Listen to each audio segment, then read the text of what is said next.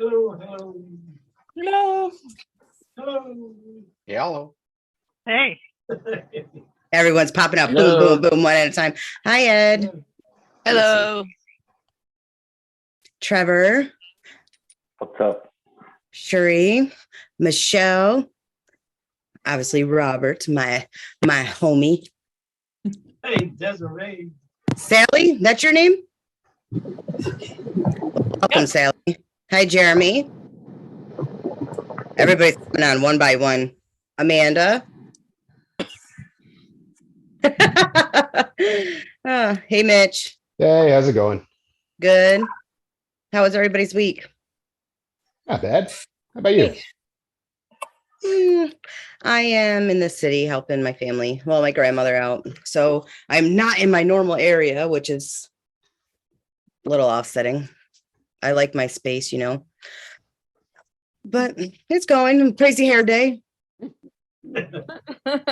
Every day is a crazy hair day for me. Oh, yeah, I can see that. Definitely. How about everyone else? I started actually looking for the link as you called. Oh, okay. So what do? I just go onto the Facebook. Go into the Facebook and go under events, and then go online. It'll be. I'm gonna mute you, Amanda. I thought somebody was talking. I'm like, who was it? But okay. She's explaining it to someone, I guess. So I'm actually super tired, Susanna. like this week for once. Like it's quite hard being like starting at 1 a.m. I've been exhausted this week too, which I've talked about this with a few people. So yeah, I think that has more to do with this whole shifting, and everything in that's going on. That's affecting us. That's why we're all tired. I've hardly slept for like 3 days. Like literally, there's something definitely going on, like astrally, because it's like I can't. Every time I go to sleep, I'm kind of like I don't. It's like I don't know. It's like I'm constantly jumping in and out of like dream, wake, like all night. It's fucking weird. Yeah, no, I slept 1 hour in like 2 days. Yeah, I've just been doing like literally like half-hour, like 45-minute bursts of sleep. Like I feel like that Salvador Dali. It's literally like micro sleeps, Oh, Andre, let him in. Somebody else, one of you females were talking. I heard you, but I don't know which one it was. Was it you, Sheree, sharing? You've been not sleeping either? Yeah, I just feel like nobody's sleeping right now. Nobody I know. It's okay. Unless my mom gets up early and cranks up the TV. I was saying there's been a bunch more solar flares too, and I always get really tired when the solar flares are going on. It was a beautiful day today. You said about solar flares, because I was going to say, has anybody else had just the most beautiful sunsets and dawns over the past? Literally I've been awake for like sunset and dawn every day for like the past, and every day is a different color. It's just beautiful peaches and pinks in the sky every night. I'm like, I don't know whether all of these are related in some way, but it's like, yeah. Beautiful sunrise and sunsets, gorgeous. Yeah. No sleep for me either, Janae. I think I'm so saying it right, strange, Janae. right? I'll take it. I'm just glad there's no snow, so I will definitely take it. It was 50 today. It's gonna get 60 this week. I'm like, okay, thank you. Appreciate you. Weirdly, it's still super cold here. Like by now, outside it's already getting a layer of frost on the ground. Like it's plummeting temperatures, but like the sky is just the most beautiful thing. It's amazing. Aww. Hi, Andre. Welcome, Mike. It's been a while. Yes, I'm excited. I've been wanting to come in here because it's been on my mind and then Friday comes and I don't know what happens. It's whatever the universe sent me to do. I did. That's all right, but you're here, so that's all that matters. Yep. All right. Oh gosh, more or somebody else is getting in with the word iPhone. So there's a lot of people in here. How many people are in here? 16 right now. Wow, good to see everybody. Mhm. Okay, let me see. 6 after. I'm Mike. All right. Long time no see. Did any of you new ones want to introduce yourselves? Tell us where you're from. You don't have to. Jeremy's like, no, thank you. Sally's like, oh, should I? Come on, let us know. I have to unmute because my dog is going nuts. But I live actually about 40 miles east of Robert. I live about 40 miles east of Robert. So I'm in Minnesota. And Nice. Yeah. Did you learn about this from him? Yes, I did. Keep it up, Robert. Keep it up. Bring some more people. Okay, so did you guys want to do a short little, 4 or 5 minute meditation, or do you want to just jump right in? It's up to you. I'll let you make the call. I like Yes? the meditation. All right, let's do it then. Did we want to do the recording? Or is it happening? Is it recording? I don't know. It It is. says recording. Okay. I just didn't hear it when I joined because It You know what? is. What? Okay. Oh, it is. Is that, or did someone say it Des? says recording at the top. Oh, I okay, just okay. noticed. Yeah, okay. Oh, It's one all more. good. Thank you for at least checking to make sure, though. Actually, that's why it took me about 30 seconds to let y'all in, because I'm like, oh no, I'm going to get it all this time. All right, let me share my stuff and we'll get to get in. For the new one, just so you know, we'll do the meditation. I'll literally hop right into the session. I think we're on 72. It'll read it to us. We'll go through. I'll have something where it's more common English translation of it all as it goes through. I just ask that you mute yourself, and then as soon as we're done, Andre will be like, hey, welcome all you wonderful people, and we'll start a discussion, and it's really just anything you want to say, talk about, go ahead. That has to do with this. I mean, let's try to keep it into this. And then also if we just mute ourselves, unless somebody else, excuse me, let me get my brain together, mute ourselves while someone else is talking. And if it ends up getting like really a good conversation, just raise your hand under like the reactions, I want to say it is, so that everybody gets to say what they think or whatever their little 2 cents is. It's just so it's fair around the board. All right, I can mute everyone now, including myself, and I'm going to play it. Mute all. Mute me. No one wants to listen to me.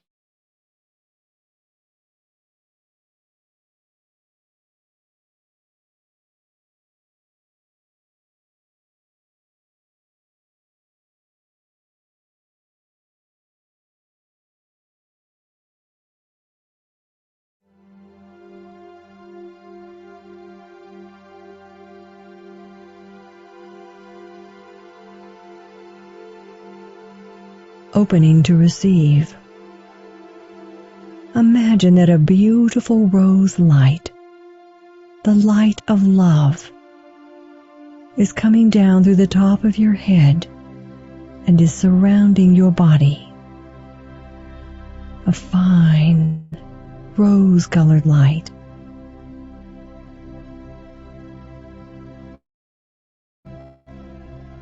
Sense yourself growing more centered and at peace. Take a few deep breaths in, feeling yourself growing lighter and freer.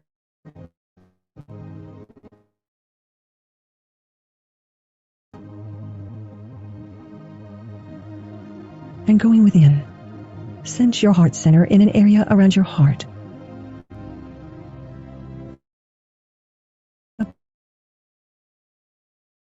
Part of you that can open to receive all that is for your higher good.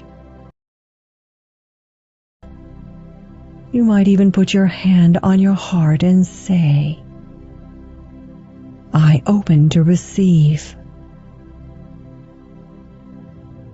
I deserve to have what I want. I now allow whatever I have wanted into my life. Feel your heart opening, becoming radiant with love.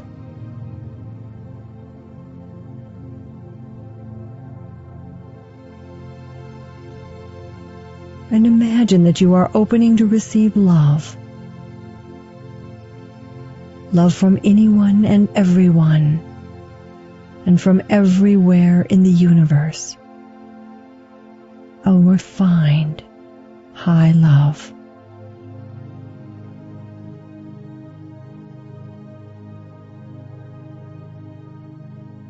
And imagine you are opening to receive light, drawing in light from the universe around you, filling up with light.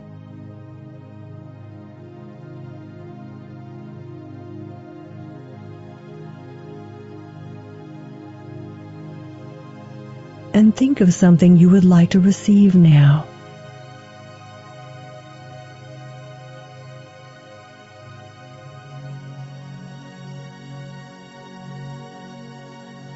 Sense your heart center, radiant and magnetic, drawing to you what you want to receive.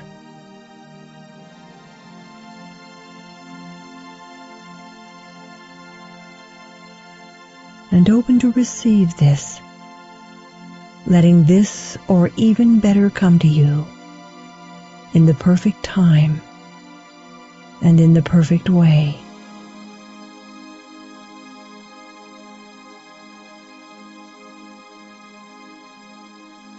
Think of a statement to say to yourself that affirms your belief that you can have what you want, such as, I believe I can have what I want, and I open to receive it now.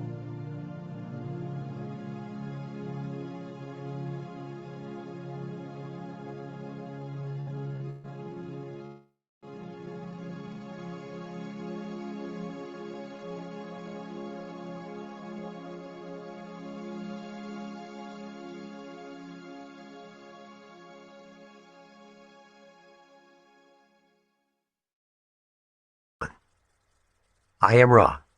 I greet you in the love and in the light of the one infinite creator. We communicate now. Questioner. Could you first give me an indication of the instrument's condition, please? I am Ra. This instrument's physical energy distortions are as previously stated. The vital energy level has become distorted from normal levels, somewhat downward, due to the distortion in this instrument's mind complex activity that it has been responsible for the, shall we say, difficulties in achieving the appropriate configuration for this contact. Questioner. Was the banishing ritual that we performed of any effect in purifying the place of working and screening from influences that we do not wish? I am Ra. This is quite correct. Questioner. Can you tell me what I can do to improve the effectiveness of the ritual? I am Ra. No. Questioner. Can you tell me what caused the instrument to become in a condition toward unconsciousness during the last two meditations prior to this one to such an extent that we discontinued them? I am Ra. We can. Questioner. Would you please tell me that? I am Ra. The entity which greets this instrument from the Orion group first attempted to cause the mind-body-spirit complex, which you may call spirit, to leave the physical complex of yellow ray in the deluded belief that it was preparing for the Ra contact. You are familiar with this tactic and its consequences. The instrument, with no pause upon feeling this greeting, called for the grounding within the physical complex by requesting that the hand be held. Thus, the greatest aim of the Orion entity was not achieved. However, it discovered that those present were not capable of distinguishing between unconsciousness with the mind-body-spirit intact and the trance state in which the mind-body-spirit complex is not present. Therefore, it applied to the fullest extent the greeting which causes their dizziness and, in meditation without protection, caused in this instrument simple unconsciousness, as in what you would call fainting or vertigo. The Orion entity, consequently, used this tactic to stop the Ra contact from having the opportunity to be accomplished. Questioner. The instrument has scheduled an operation on your hand next month. If a general anesthetic is used to create the unconscious state, will this or any other parameters of the operation allow for any inroads by the Orion entities? I am Ra. it is extremely improbable, due to the necessity for the intention of the mind-body-spirit complex, when departing the yellow ray physical complex, to be serving the Creator in the most specific fashion. The attitude of one approaching such an experience as you describe would not be approaching the unconscious state with such an attitude. Questioner. We have here, I believe, a very important principle with respect to the law of one. You have stated that the attitude of the individual is of paramount importance for the Orion entity to be able to be effective. Would you please explain how this mechanism works with respect to the law of one, and why the attitude of the entity is of paramount importance, and why this allows for action by the Orion entity? I am Ra. The law of confusion, or free will, is utterly paramount in the workings of the infinite creation. That which is intended has as much intensity of attraction to the polar opposite as the intensity of the intention or desire. Thus, those whose desires are shallow or transitory experience only ephemeral configurations of what might be called the magical circumstance. There is a turning point, a fulcrum which swings as a mind-body-spirit complex tunes its will to service. If this will and desire is for service to others, the corresponding polarity will be activated. In the circumstance of this group, there are three such wills acting as one, with the instrument in the, shall we say, central position of fidelity to service. This is as it must be for the balance of the working and the continuance of the contact. Our vibratory complex is one-pointed in these workings also, and our will to serve is also of some degree of purity. This has created the attraction of the polar opposite which you experience. We may note that such a configuration of free will, one-pointed in service to others, also has the potential for alerting of a great mass of light strength. This positive light strength, however, operates also under free will and must be invoked. We could not speak to this and shall not guide you, for the nature of this contact is such that the purity of your free will must, above all things, be preserved. Thus you wend your way through experiences, discovering those biases which may be helpful. Questioner. The negatively oriented entities who contact us and others on this planet are limited by the first distortion. They have obviously been limited by the banishing ritual just performed. Could you describe, with respect to free will, how they limit themselves in order to work within the first distortion, and how the banishing ritual itself works? I am Ra. This query has several portions. Firstly, those of negative polarity do not operate with respect to free will unless it is necessary. They call themselves and will infringe whenever they feel it possible. Secondly, they are limited by the great law of confusion in that, for the most part, they are unable to enter this planetary sphere of influence and are able to use the windows of time-space distortion only insofar as there is some calling to balance the positive calling. Once they are here, their desire is conquest. Thirdly, in the instance of this instrument's being removed permanently from this space-time, it is necessary to allow the instrument to leave its yellow ray physical complex of its free will. Thus, trickery has been attempted. The use of the light forms being generated is such as to cause such entities to discover a wall through which they cannot pass. This is due to the energy complexes of the light beings and aspects of the one infinite creator invoked and evoked in the building of the wall of light. Questioner. Everything that we experience with respect to this contact, our distortion toward knowledge in order to serve, the Orion entity's distortion toward the attempt to reduce the effectiveness of this service, all of this is a result of the first distortion, as I see it, in creating the totally free atmosphere for the Creator to become more knowledgeable of itself through the interplay of its portions, one with respect to another. Is my view correct with respect to what I just said? I am Ra. Yes. Questioner. In the last session, you mentioned that if the instrument used any of the increased vital energy that she experiences now for physical activity, she would pay a harsh toll. Could you tell me the nature of that harsh toll and why it would be experienced? I am Ra. The physical energy level is a measure of the amount of available energy of the body complex of a mind-body-spirit complex. The vital energy measurement is one which expresses the amount of energy of being of the mind-body-spirit complex. This entity has great distortions in the direction of mind complex activity, spirit complex activity, and that great conduit to the Creator, the will. Therefore, this instrument's vital energy, even in the absence of any physical reserve measurable, is quite substantial. However, the use of this energy of will, mind, and spirit for the things of the physical complex causes a far greater distortion in the lessening of the vital energy than would the use of this energy for those things which are in the deepest desires and will of the mind-body-spirit complex. In this entity, these desires are for service to the Creator. This entity sees all service as service to the Creator, and this is why we have cautioned the support group and the instrument itself in this regard. All services are not equal in depth of distortion. The overuse of this vital energy is, to be literal, the rapid removal of life force. Questioner: You mentioned that a large amount of light is available. Could this group, by proper ritual, use this for recharging the vital energy of the instrument? I am Ra. This is correct. However, we caution against any working which raises up any personality. Rather, it is well to be fastidious in your working. Questioner: Could you explain what you mean by raises up any personality? I am Ra. Clues we may offer.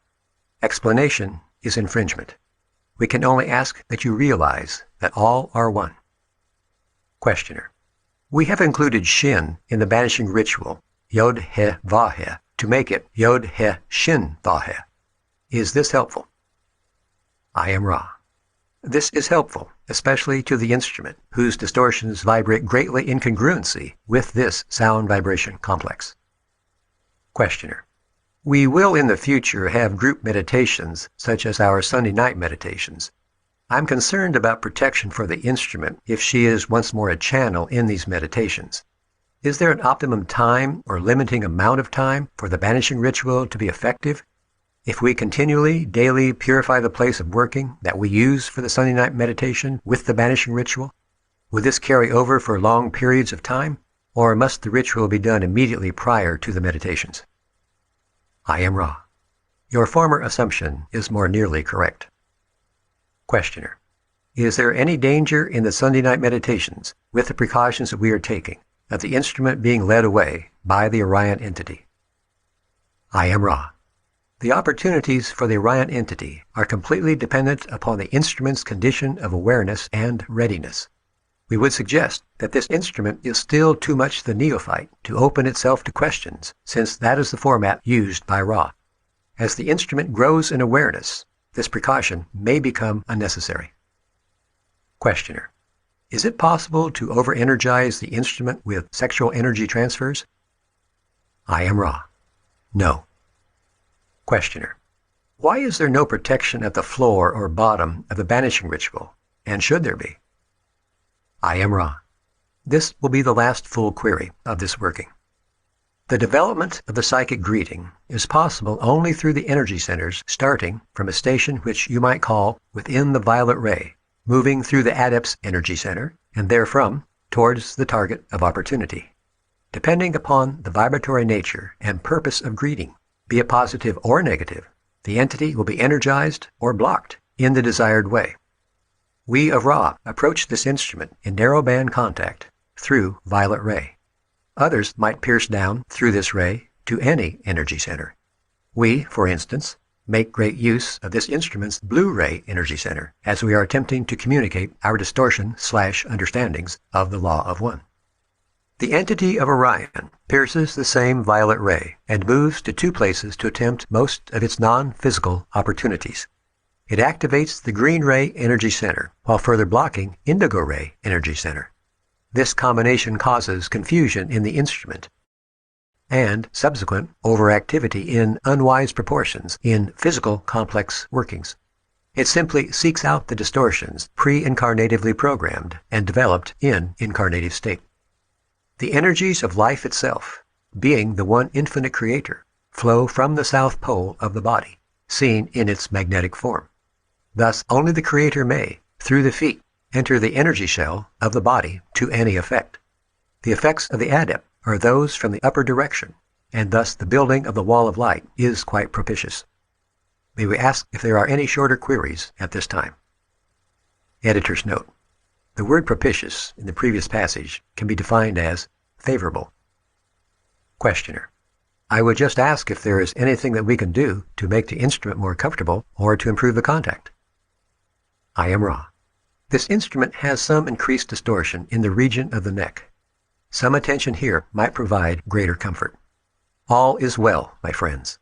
The forbearance and patience observed by Ra are commendable. Continue in this fastidiousness of purpose and care for the appropriate configurations for contact, and our continuance of contact will continue to be possible. This is acceptable to us. I am Ra. I leave you, my friends, glorying in the love and the light of the one infinite Creator. Go forth then, rejoicing in the power and in the peace of the one infinite Creator. Adonai. Cool. So greetings in the love and in the light of the one infinite creator. Let us activate our hearts and be kind to one another. Feel free to share anything, any thoughts you have regarding the material, or ask any questions that are pertinent. Thank you. So anybody, by all means, shoot for it. No one? Okay. I got something. First off, I had a laugh when he asked if the sexual energy transfer between the one who was being the channel was going to interfere with her channeling.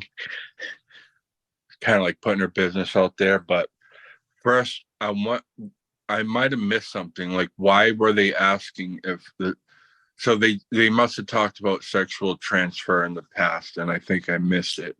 Mm-hmm. So sexual transfer is like a sacred thing, right? Like, you got to be careful where you give that sexual energy, right? Mm-hmm. Oh, Ed. That what they talked about, or Hello. Hello. Yeah. Go ahead. So I remember it was actually in one of the interviews with Jim is it McCarthy? Terrible names. But he was describing how him and Carla were kind of in a relationship, and like during the whole of the channelings, and before the channeling happened, him and Carla used to have a kind of, charge up of her sexual energies before the actual kind of the channels. So this okay.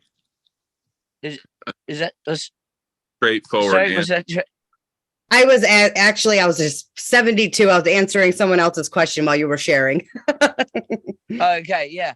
Keep going. So they used to have this kind of thing that before the channeling, they'd have some fun to kind of charge her up.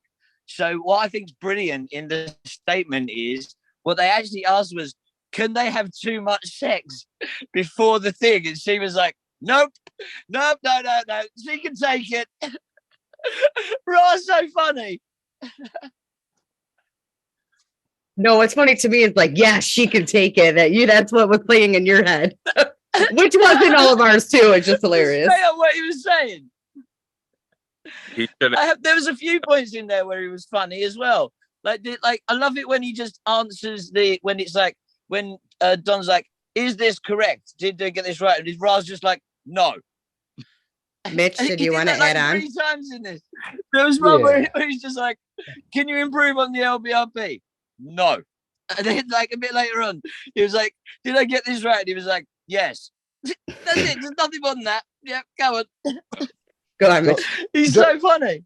Just kind of adding on to that a little bit. I think it was book 5 kind of went into it. And for those of you that haven't made it that far yet, book 5 goes a lot into the meta type concepts, who they were as individuals, what the relationships were like. And if you read it all, it's such a valuable read, because I think, at least for me, when I was reading through all this, I had times where you kind of forget that these are regular people just like you and I, and we stop seeing their flaws.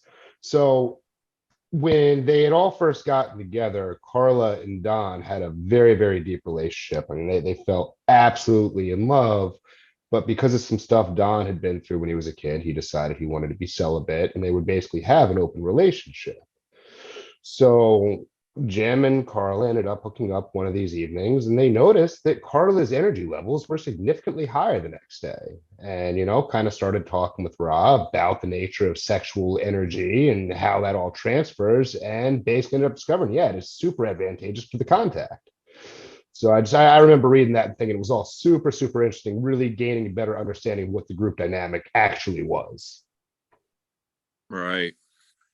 So I guess my question, why was he asking that? Because I must have missed it. Rob was talking. He must have explained that giving your sexual energy over, it wears you out, right? He must have said that for him to ask Rob that. Andre, you can answer.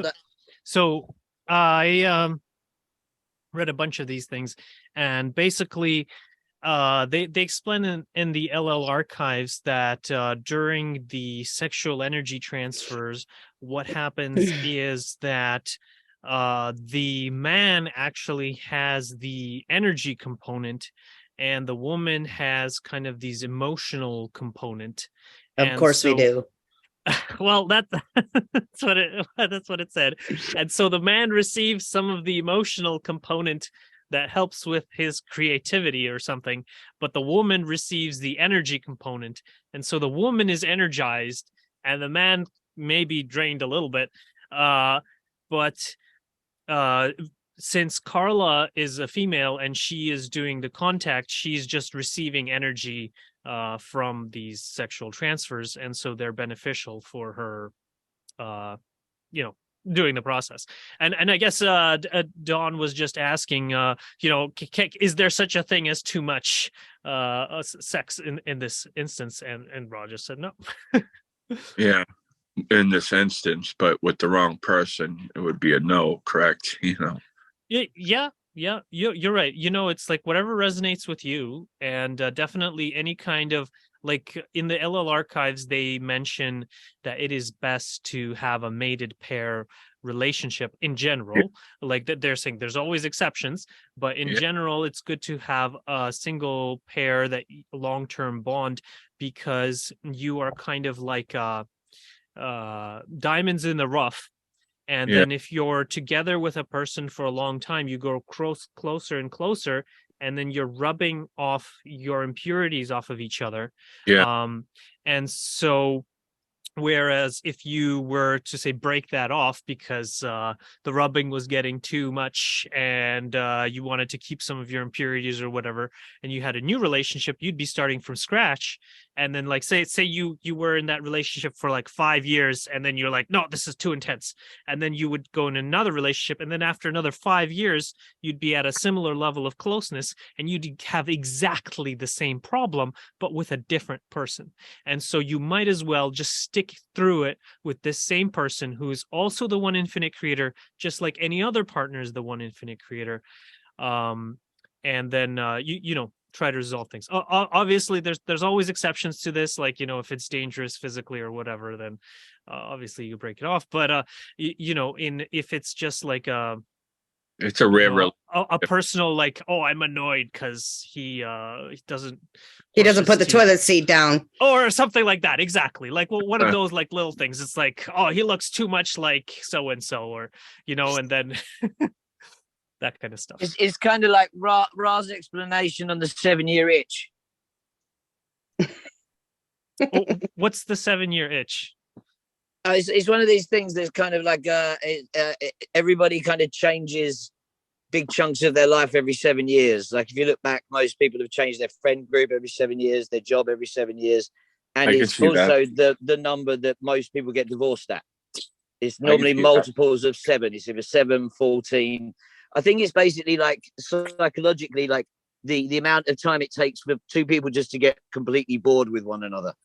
And it's whether you kind of fight through that and keep going on to the next octave, as it were, or that's normally when it all falls apart. Otherwise, or you can fall back in love with the same person, and exactly. I think, but that's like you get through it, and then you keep going. But it's like every 7 years you have to do that same thing.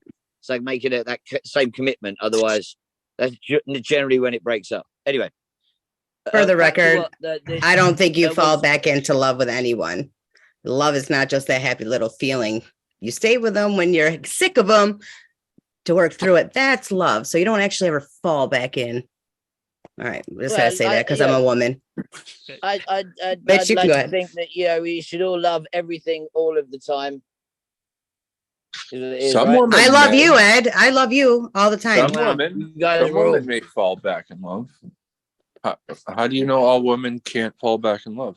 But I'm saying they're not falling out. Like, okay, if it's true, if it's love, then you don't fall out of it. You love. You never on lost it to condition. begin with. Right. It's unconditional. It's loving. Love is there when you're sick and tired of the person, you want to whack them upside the damn head, and also when you're like all googly eyed for them and butterflies in your stomach. You know, it's a continuous thing to me. Yeah. But So you love think you them can lose different. that, but not get it back? Well, I don't think that you lose it if you actually truly love. Yeah, exactly. I got you. I did read like a bunch of relationship books, and they were saying that there's actually like biological differences between men and women. Like people who study chimpanzees procreating, they have to change the man every 3 years because the chimpanzee just gets bored of them after 3 years. The female chimpanzee. But are they loving? Do you think they're loving? They're in love to what we think love is. I mean, or they're just smashing. Well, stop. You know, I'm it's just messing with physical. you. It's physical, but I'm Yes. just saying that we still have like a lot of those hormonal physical Needs. energies. So it's like a different character. Like once it's past the 7 years, it's more of a heart love, like more serotonin rather than dopamine. You know, you love this person because you're different with them. kind of love. I think. I don't know if they're there. Yeah, I think they're not there in evolution yet to even be that close to what. I mean, we're not even there yet to unconditional love. We just got to practice it. But I just wanted to finish so that with the men, they found that the only factor that was necessary was closeness. So if they were in the same room together, they would, with a female, they would go at it, and it didn't matter anything else. You know what? That's Okay. still very true. Okay, Mish, if you want to go, and then Ed can go right after. You guys got your hands up. You're muted, Mitch. Yeah, I see. Ed looks super antsy. Why don't you let him jump in front of me? I'll circle back to me afterwards. I just wanted to say basically exactly about what Andre was saying about the how a lot of these things that you might not think it because everyone goes on their thoughts and that, but we as an animal still run heavily on these same hormonal rhythms. Yeah, and generally a relationship's actually governed by these. So like during that first 18 months to 2 year period is when you actually get the most amount of like certain hormones. And that's because of the fact that in the wild, when we were animals, that's the most time when you're most likely to procreate. And if you haven't procreated and you haven't had kids by that point, then as an animal, you'd move on. So I'm still an animal. have those same hormonal drives inside us that we can't escape from because they're what we are as an animal. But we don't realize that that's what makes the honeymoon period of a relationship wear off. And oh no, now I'm bored with him and he's not doing this. There's the same hormones that makes the girl monkey bored with the dude and needing a new dude. Okay, Mitch, and then then Trevor. So one of the things that I remember kind of finding really interesting when I was going through this the first time was I remember there was a question about marriage that was posed to Ra. And Ra basically fires back this whole concept of human monogamy is kind of fucked. It's about ownership. It's not about love. And really, when we take human conventions out of it, it's about everybody loving each other. And monogamy really isn't this goalpost that was set in place by a concept of love. It was one of ownership. And going through and reading the Wanderer's handbook, I think it was by Carla, she makes it really, really clear how heavily her own side of everything is influenced by Judeo-Christian beliefs. Not that there's anything wrong with that, but I think there are some times when we get into conversations like this where there's kind of a pull and push there, where we want to look at it as the sanctity and beauty between two people. But on the same token, anybody who wants to engage in sexual congress with the devotion to the one infinite creator is capable of that, sexual energy transfer. It doesn't have to be this forever partner or anything like that.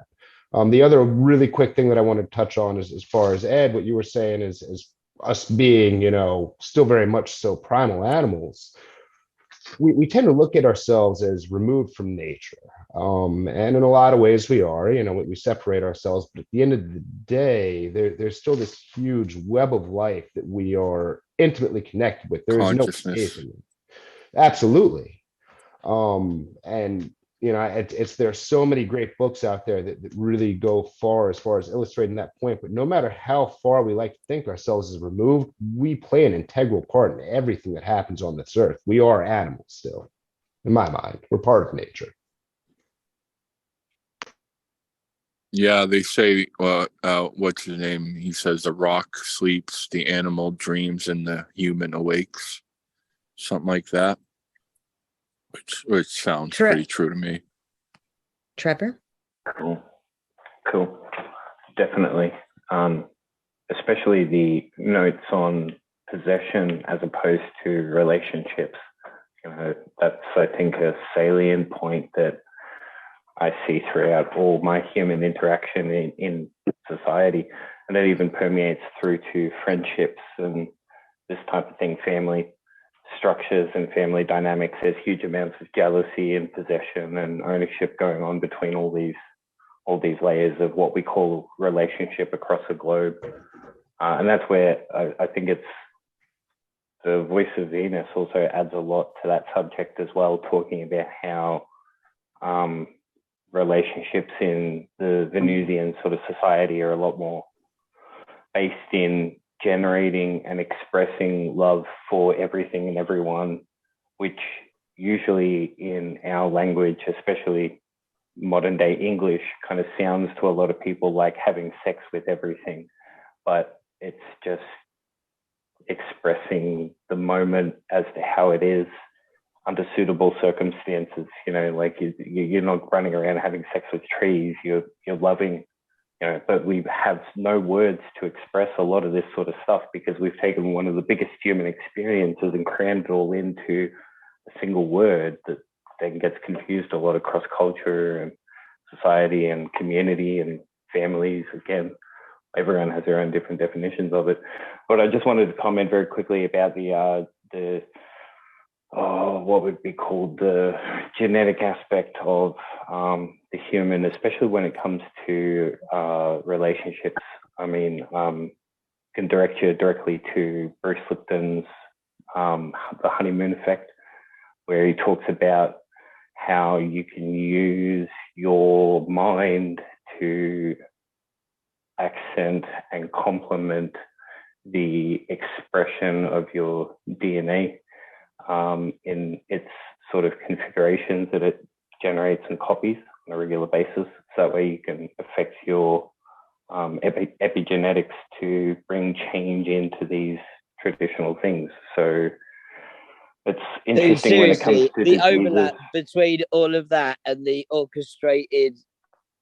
Mate, like that's like when I was reading all of that stuff, and then like the actual link of the microchip creating the vibrations that then cause it. That's the causal link between the lot. It's anyway. Sorry, didn't mean to interrupt. Yeah. Well, there's all sorts of different ways. So I don't know exactly what you were getting to, but I know that you were banging onto something like right on the mark with it.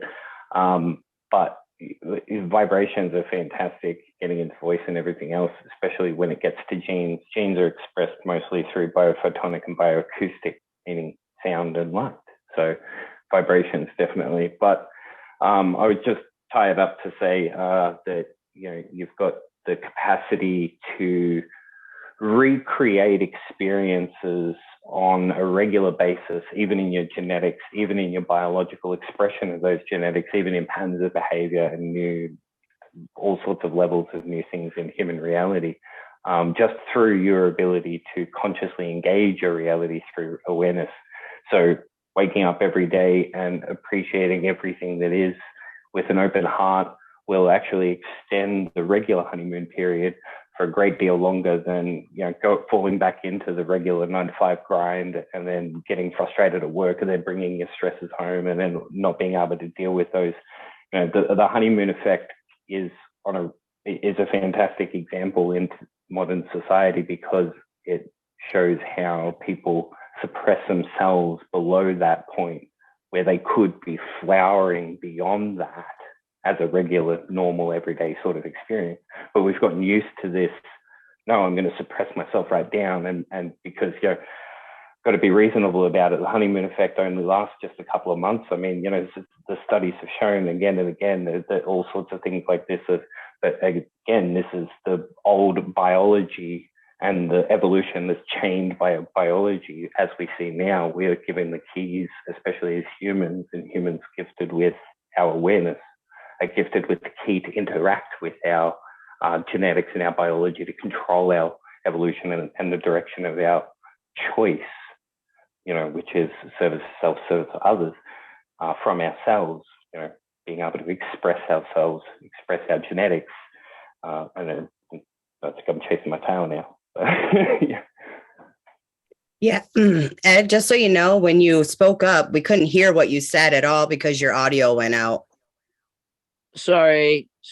I just was trying to say about the Trevor, the orchestrated OR, the quantum neuroscience thing.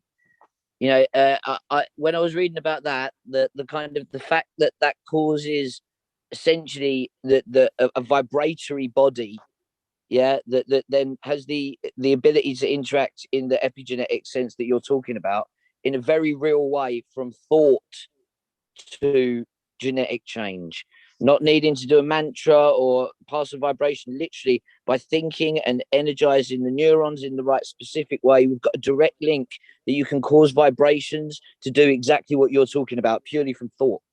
Like that's mind blowing in itself. That's what I jumped in with. I'm sorry you couldn't hear. Sorry. Don't be sorry. We're just wanted to hear what you said. That's why I asked you. Yeah, what I was going to say before, relating to what Mitch said, and he was talking about how Carla's very kind of Judeo-Christian kind of beliefs, because he mentioned that in here when they were talking about the LBRP and the banishing ritual, because like in this one, Don was really trying to kind of get at, like, give me some space magic, Ra, please. You know, I want to give me something I don't know. And because a couple of times he's like, how can we improve on the LBRP? There's got to be a better ritual. And he's like, no, you got to find out that stuff yourself. Yeah, he's just like, but they're like, at one point they said that they added Shin to one of the names of God when they're doing the LBRP. And basically Ra said it's fine because Carla believes in it. And I think that's kind of the whole root of the LBRP. Is that essentially it's your belief in those cosmic energies that call down the walls of light that protect you. That's what Ra was talking about. Like, you know, what the LBRP is. It's these kind of, you know, huge fortresses of light that banish negativity and protect you. And like, once again, all of this stuff is all Don put so much of the Golden Dawn viewpoint on it hidden in there, like the whole time. Like, yeah, there's loads of interesting bits in it. Like, is like there's one bit where he's saying, what rituals should we do? And God and Ra's like, don't give something. But he's basically hinting that don't go and worship other gods. It's like there's no and lots of these kind of rituals in the GD, you're kind of bringing down Thelema, and you're bringing down all these kind of cosmic energies. And I think Ra's kind of hinting at, you know, this is all good, but you know, realize we're all one. Yeah, like if you're bringing down some cosmic, it's not a god. Don't pray to it. It's you are that. We're all one. You know. Anyway, sorry. There was loads of little bits like that in this episode. So yeah. Andre? Yeah, I agree, Ed, that the whole LBRP stuff, to my understanding, the reason it worked is because they believed in it. And like they wrote that whole book. What was it? Crucifixion of Esmeralda. Yeah. I'm reading it now. and like, you know, they use it in there, and like, so they really believe in it, and that's why it works. And so like you were saying, but yeah, I wanted to read this quote from Raw, session 84, number 22. The harvest from the previous creation was that which included the male and female mind, body, spirit. It was the intention of the original logoi that entities mate with one another in any fashion which caused a greater polarization. It was determined after observation of the process of many logoi that polarization increased manyfold if mating were not indiscriminate. Consequent logoi thusly preserved a bias towards the mated relationship, which is more characteristic of more disciplined personalities and of what may be called higher densities. The free will of each entity, however, was always paramount, and a bias only could be offered. So, and like there's similar kind of stuff all over the LL archives, where they're kind of promoting mated relationships, but then saying if it's something else, that's okay too. You know, because the main thing is the polarization. Yeah. Speaking of the Esmeralda Sweetwater, when we spoke about the mating thing earlier on, I thought I was going to bring it up. The bit where they go to the bar and she just starts dancing, and then, you know, all the guys, like, she starts like a big fight because everyone's like, wow, look at that super hot girl. Yeah. And then as they're driving away, she's like, there was loads of guys that wanted to mate with me. We should go back. Yeah. I don't know if did they do the Raw Contact prior, or did they write the Esmeralda book before they did the Raw Contact? I don't know. But because yeah. I thought it was like 5 years before. Oh, okay. They wrote it before. Yeah, because it didn't seem like it was informed by the Raw material. Because yeah, in from my knowledge, extraterrestrials they don't like sleep around. I just thought that bit was hilarious, and you know, maybe that is what it's like in space. You know.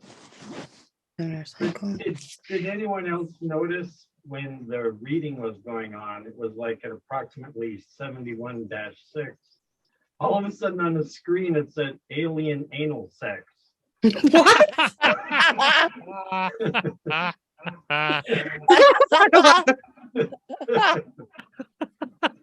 Hold on. You just said aliens aren't really boffing around. Actually, somebody logged in as that, and I'm like, all right, who's being funny? That's hilarious. Oh my God, that's funny. It wasn't me. Okay. I did not see that. I hope that it's recorded though. Did anyone have anything else they wanted to bring up? I do, but I got to go back and look. I would like to comment on that. The 7, when we were talking earlier about the 7-year itch, and I immediately thought of Spock on Star Trek every 7 years, where the sexual urge would strike a Vulcan and he would have to go back home. And then the ancient Jewish culture, they have the Jubilee years, where every 7 years they forgive somebody's debts. They open up their farmlands to like the homeless and stuff. And then we find out as time moves on that our bodies are like regenerating themselves every 7 years. We have like a new physical form every 7 years. And then Trevor had mentioned in chat how it's related to a Saturn cycle. And Saturn has roughly a 28, 29, 30-year cycle.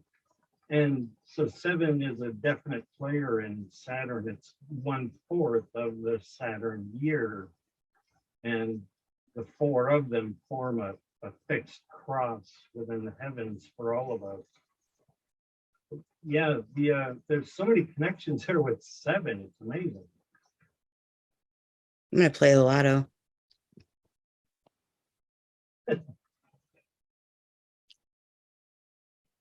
Nothing. Nobody wants to say anything. I never watched Star Trek, so unfortunately, I can't even comment. I'm like, I have no idea. Maybe that's just I'm the weirdo in the group. I don't know, but never have. All right, back to the reading. It got my attention when he referred to vertigo because I was in high school. It's like if I decided to take a nap on an afternoon, I'd get up and I would feel just they told me I had vertigo then, and I'm like, maybe it was actually something else other than what they thought. Did you have other oh, go ahead. Yeah, because that's something that's talked about quite a lot in this one. The whole kind of trance versus unconscious and how you can get them confused. And the where he talks about kind of leading the yellow ray, which I'm assuming is like the conscious personality, part of the ego part of her, and like it's talking about kind of the attitude of the person they're trying to attack, and the bit where he's talking about kind of the movement where he can get into her because he goes through the violet ray to her violet ray, and then they use her blue center to talk basically. And then he was talking about how the negative entities can come in through the violet ray and then attack other chakras. And yeah, like because and the whole bit where he's saying about she makes the choice to leave the yellow ray when she's in that when she's doing the readings at the Sunday whatever channelings or whatever. That was for the raw contact where she leaves. It was because basically when she does the raw contact, part of the process is that her spirit leaves her body and then raw inhabits her body, and then like some other members of raw like keep her soul in like a safe place while the session is going on, and then her soul comes back when raw leaves. And so what happened that one time is that she was thinking about having a raw contact, and the negative entity appeared in the same way that raw would appear to lead her away from her body. That was a few weeks ago. That was yes, exactly. Yeah, so, and that was where he was talking about taking her into the negative time space, right? That's correct. Yes. Yeah. So for the conscious channeling, that doesn't happen. Talks about it as leaving the yellow ray. Yeah, which I kind of understand body. As the ego, as as the like her kind of sense of self as a person here. You know what I mean? But yeah, does that mean that they're going down? Sorry, yeah, I was just trying to kind of work out the metaphysics of how this transfer for channeling happens. They interact with her yellow ray to cut her out so they can interact through the blue ray. So I think that the yellow ray is like the chemical body in this instance, and so that's what she was leaving. And this was just for the trance channeling. It's not for the conscious channeling. So in the conscious channeling, they may interact with, say, the indigo ray, and then provide visions, and then she would activate her own blue ray to communicate what she's seeing or hearing or feeling. Mitch? Small bit of semantics that I found really, really interesting when going through this is basically the concept that they're not just taking a blind attack. If they were to attack, you or me or anybody else, or each one of us would have a different plan of attack based upon the distortions that we plan on coming into this incarnation with. So if I'm predisposed to drug use or addiction, okay, well, they're going to come into my life and they're going to offer me the opportunity to overindulge in that. Somebody else may be gambling, overeating, whatever it is, anything to knock people off that path. And I just found it so interesting that it's not this just blind, violent attack. It's what have we chosen for ourselves, and how can that be twisted to throw us off the path? there's definite wisdom involved with what they do. Craftiness. Yeah. So Can you guys hear me? Oh, we just heard you. Okay. All right. Yeah, I we're think someone's doing going to talk. we're doing a thing where everyone raises their hands so that everyone gets to talk, so there's no like interruption. So they're just Oh, kind so of we're going in doing the order. hand. Yeah. Okay. All right. But I mean, you could go and talk if that's what you want to talk. I was just letting you know what was going on. Go ahead, Mike. Nobody else had their thing up. All right. Well, so one of the last queries that Ra was. Oh, sorry, Andre, you did. I'm an asshole. Well, it's okay. If it's someone else's turn, go well, I was ahead. just responding to Robert, so I'll just try to be succinct here. So fourth density entities, what they do is they look at the current distortions of that person, and then they try to. So say for instance, if there's a distortion for an extra activated heart, then they'll activate it even further. And then like say for instance, like in Carla's example, and then like a lower activated indigo ray, and then they'll lower it even further, and then like to confuse the person, like in this example. Or if someone is like say scared of something, then they'll like blow it up out of proportion. So that would be fourth density entities. They do not have wisdom, but they can see these kinds of effects and then try to amplify them. Whereas fifth density entities, well, it gets more sophisticated. All right, go ahead, Mike. All right. You can hear me okay? Yes. Can you hear me okay? Yes. Yeah, we can hear All you. right. Yeah, we can hear you. All right, because I had to switch to a Bluetooth speaker. So one of the last queries that Ra was talking about is lower density. I forget the exact term, lower density, spirits or whatever you want to call them, how they have free will, but they have very little use for it because they do anything and everything they could to be negative all the time.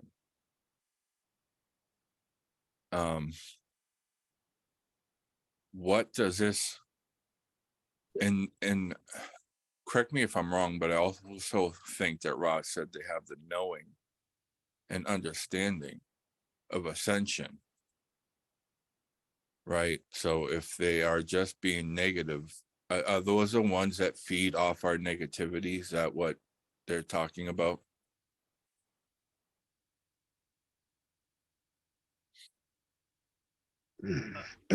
I'm looking for this my part in understanding, here. it's the fifth densities that feed off of our Okay. negativity. And then their soldiers are the fourth density entities. Mike, I muted you because it's giving us the echo back when they're answering. If you want to repeat what you just said, Andre, because I didn't hear it. Okay. So from reading many quotes, they usually refer to the ones doing the feeding or the fifth density entities, the shapeshifters, like the reptilian shapeshifters or whatever. And they feed off of people's fear and suffering. And their kind of peons or their soldiers are the fourth density entities. Okay, go ahead, Mike, and then Ed.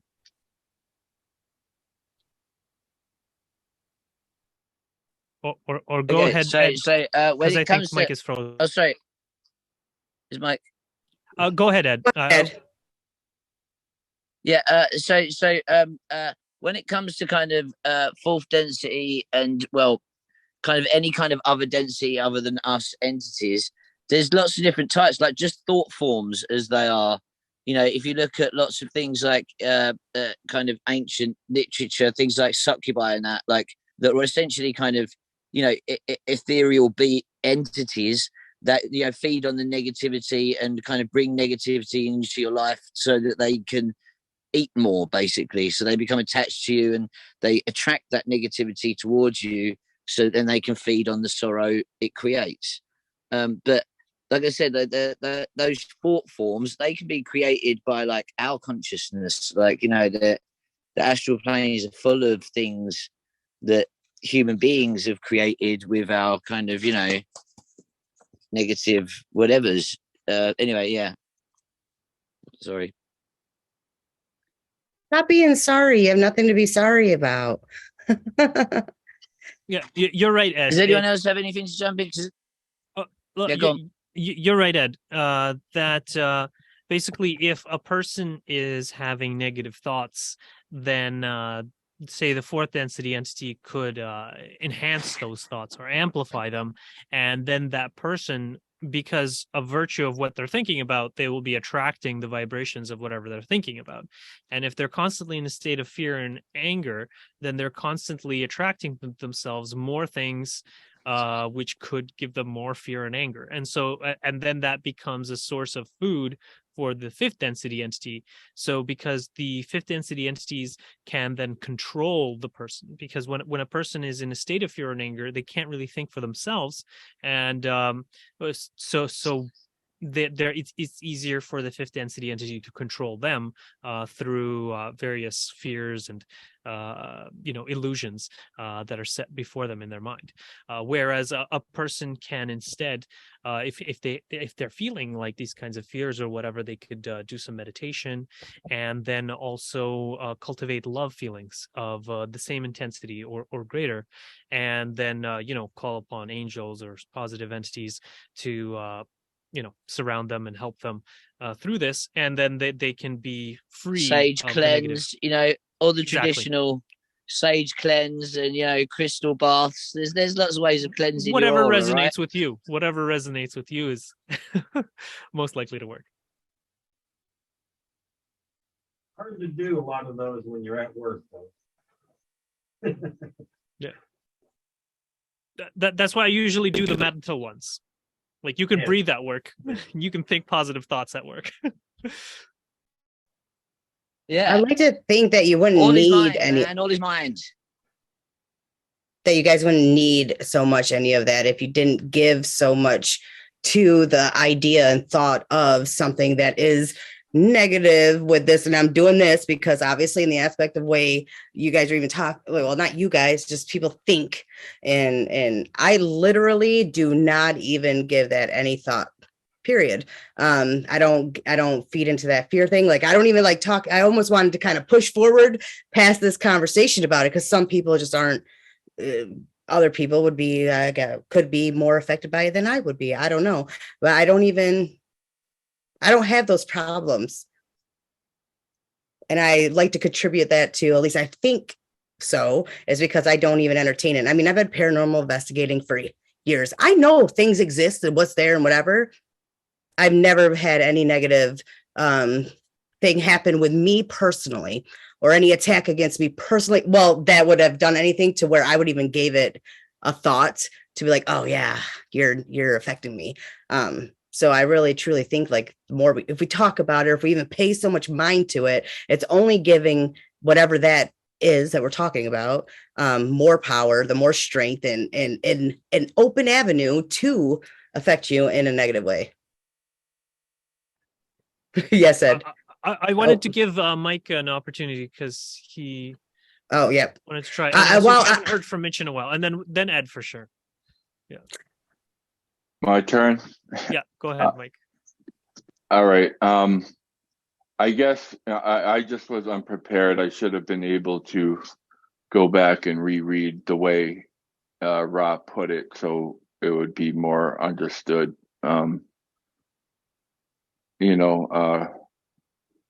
But so that's all I'm going to say on that. And Desiree, yes, get into Star Trek.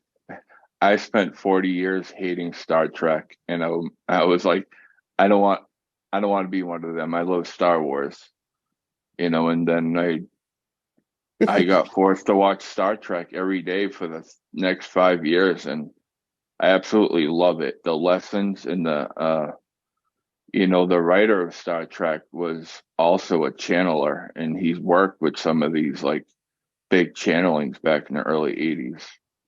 And he got a lot of the information to start Star Trek from channeling. So it's all pretty interesting. So Okay, yes. so just to jump in, right? One, on what Desiree was saying, yeah, you've got these negative thought forms. Yeah, there's a big quantum soup of every kind of infinite everything. Yeah, they may well affect you, but like Ross says, doesn't matter what they are, beam love at them. Yeah, and doesn't matter if they're trying to be negative, whatever they're trying to do. If you love them anyway, yeah, if they are trying to hurt you, you're depolarizing them by loving them. They want to run away. Exactly. And then moving on to the Star Trek thing with Gene Roddenberry and channeling. If you read Tom of the Nine that I've mentioned before, the only planet of choice is the book.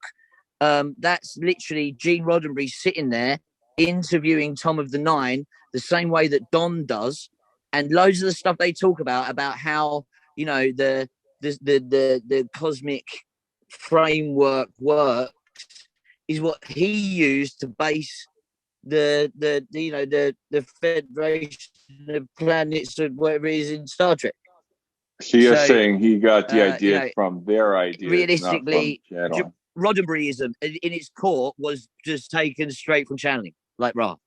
Anyway, sorry. Right. That's what I'm saying is that I have to believe that he channeled it, not just got it from other channelers.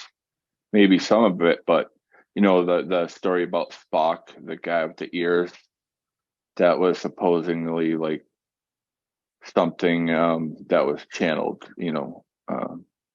and he used Spock as that kind of a character that was channeled to him, something like that. I don't know a lot about it, but after watching Star Trek, and I've watched every episode of like every kind of Star Trek, and yeah, it's pretty mind-blowing. It takes a while to get into it, but that's all I'm going to say about Star Trek. Mitch? Oh, he said that his point was covered. Okay. All right. Roddenberry's ashes were distributed in space from another shuttle ship. Mm-hmm. Well, gosh, you guys are just a talkative bunch Is tonight. it okay to jump in? Yeah, you know what? Just jump in, guys. Just go ahead. Okay to jump I in, don't know who has hands up. We go. You know what? So with Roddenberry, yeah, right. I think that Roddenberryism, as in the whole kind of like philosophy by which the utopian kind of Earth, and is literally probably one of the best kind of like described utopian societies for humanity like ever put on anything, like any books ever written, and it being like from a channeled source, and it having all of these different things, the equality, that everyone being included, doesn't matter what alien race you are, you're all in the working together on the lovely ship Enterprise, all of that I think heavily stems from the Tom of the Nine channelings, like massively. So yeah, go Roddenberry. Michelle? Yeah. I see your hand up. Kind of back to spiritual force densities interfering. It reminds me of something I've watched twice in the past several months, a conversation with a psychiatrist who worked with schizophrenics. And he was the one psychiatrist who started asking questions and getting the patient to start asking questions back to these voices they were hearing in their head. And in one session he had with one of them, he was hearing this crackling, this energy crackling, kind of moving around the room. And the person that he was talking to was like, "Did you hear that?" He goes, "Oh yeah, I heard that." So this would be like I kind of had asked Andre if Rod had ever been asked about schizophrenia, but it seems the psychiatrist figured it out. It's apparently I read somewhere that in ancient Tibet they used to get schizophrenics and take them up to the temples, and that they were like seen as oracles and stuff. Mm-hmm.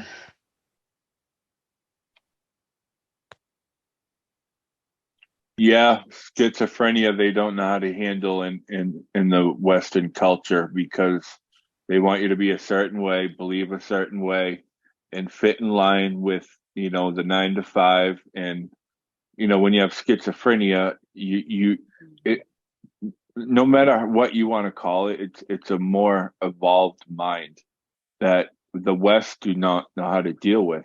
The East knew about this kind of mind for thousands and thousands of years, and they would find people, kids, who we would call schizophrenic, and they would train them to be shaman, and they would go on to to heal their communities. Because they're if they were taught right and brought up right, they end up being crazy because we put them in crazy wards, we give them meds because we want them to be like more like us, right? And who doesn't go crazy after being in the mental ward half your life and taking meds? Of course it Well, gives schizophrenia a bad name, but well, not everybody that has schizophrenia is in a ward or anything else like that, but it's my understanding, no. anyways. And I'm not going to say, oh, it's from Love One or whatever, but just kind of things picked up along the way. I think I don't know where the hell it came from, but not. Some of them are channeling, some of them are speaking to other beings, and so on and so forth. And it's not so much like, oh, they're just crazy. Yeah, it's your psychiatrist and your psychologist that don't recognize other things that could be causing this person to be like that. Because I know I've worked in it, and there's very few in mental health, and I know I'm saying it so everybody understood.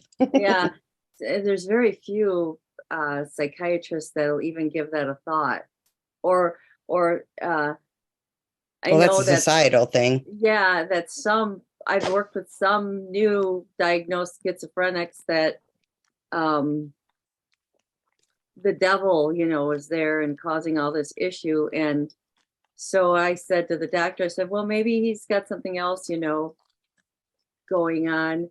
No, he just needs meds and blah, blah, blah. So they send him up somewhere else, So that's how it works for the most part.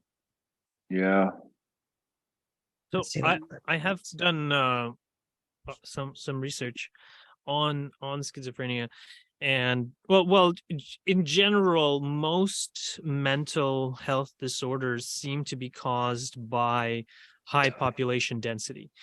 So people living in urban areas just go crazy because they're not in a natural setting, and so they can't function in a natural way, and so they develop neuroses and schizophrenia, depression, all these other things, just because they're not able to function in a normal way. And it's actually like they did these studies and they found that mice, basically all mammals, when they're confined to an area, will first become hyper aggressive like gangsters, and then there's a phase of like single mothers, and then there's a phase where everyone turns LGBTQ, and then there's a complete demographic collapse where they all go extinct. And this has happened all, if you read any history book, this happens in every civilization and everything like that. But otherwise, I think that I'm not 100% sure it was LL, but what I read was that with schizophrenia, it was kind of like the person is not tuned to the correct reality, or something like that. Sometimes, but yeah, a lot of the time it's as Mike was saying, that basically it's a fledgling shaman who doesn't know what they're doing. And if they had someone that did have these kind of abilities or whatever, then they could help tune this fledgling shaman to the right frequency, and then be able to operate in society and help others and things like that. Yeah, and myself, I've been diagnosed with schizophrenia, so in the Western world, yeah, and also I bipolar probably and manic. I And probably megalomania. would be. I would probably have all of that, guys, if I were even bothered to go get checked. But I've always stayed away from that shit so I don't want to be labeled, so I won't go there. But Did you say bad shit? I'm sorry. I thought I misheard. Did you say bad shit or that shit? Bad, Oh, bad okay. shit. that Okay. that shit. Oh, And that shit. I think my original point is, I don't think they're I forget what you use, something shaman, like bad shaman or anything like that don't know what they're doing. They're Western doctors. They don't believe in shamanism. They believe in pharmaceuticals, which is exactly the opposite of shamanism and natural herbs. And they want you on pharmaceuticals. That's it. They don't, everything else is against their teachings and their laws. And Yeah, because they get kickbacks. They get money for right. prescribing. Exactly. So that's what it is. It's like there is no kind of shaman. There's no spiritual work to it. And in the Eastern world, that's what it is. They understand what they, who they are and what they're experiencing because they go through different dimensions that they're more evolved. We don't know how. They just do it naturally, but they don't know how to explain it either because no one else is like them, right? So they think they're crazy because everyone else don't seem to be experiencing this. But the truth is they're more evolved, and we try to bring them down to our level with what we know. And the only way we know is medication, or it used to be the psych ward. It used to say if you called yourself Jesus Christ, you were mentally insane. First of all, they used to kill you. Then they would put you in the psych ward. Now they med you and put you in the psych ward. Just for calling yourself Jesus Christ, and believing it. I took care of two Jesuses. One was black and one was white, and they're fighting all the time. And the doctor says, "Why can't you Jesuses just get along?" And I said, "Yes, just get along. Jesuses wouldn't do this." And they both look at each other like, "What are you talking about?" Do you feel like you have like two souls in you? Do I what? Jesuses? Do you feel like you have two souls in you? We're not gonna hold on because Ed and Mitch still had to go first before that, and she wasn't talking about her. She was talking about patients that she worked with. That there was two Jesuses, not her. Yeah, there was two different guys that were claiming to be Jesus. Well, that's what she was talking about. Can I say something? Because I'm like perfectly good, and I want to just come through. What happens if there's things out there like. What happens if you're sitting in the middle of the desert one day, doing your regular job, collecting quartz, rose quartz, turquoise. And what an awesome job, dude. Yeah. And then you see a bunch of reptilians walking into a rock face mountain of slate, like in a door opening up. Like, what happens if you see that, right? So then next day, you're sitting in your RV and you're like, you know what? I feel like shit is watching me. So the next So what day, happens? What happens? You ask what happens. What happened to you? How did you feel at that night? You're telling a story. You said, what happened? Tell us what happened. Okay, so probably about 3 weeks later, I started seeing things in black suits holding like this rectangular thing with like 5 red dots on it. So yeah, and like basically friggin' these things fuck with me for like 4 years. So and I would see the reptilian holograms all the time, just living life, all this shit. Like and like what I could tell you about the land is it's right on the San Andreas Fault. Like literally the San Andreas Fault goes right through that land. So like I've experienced some earthquakes, stuff like that, but is this still happening to you to current day where you're no, I left, but by choice? Can you let him finish? Well, I got questions. Yeah, but let him finish answering your first one so that you could let him finish and he'll probably tell you.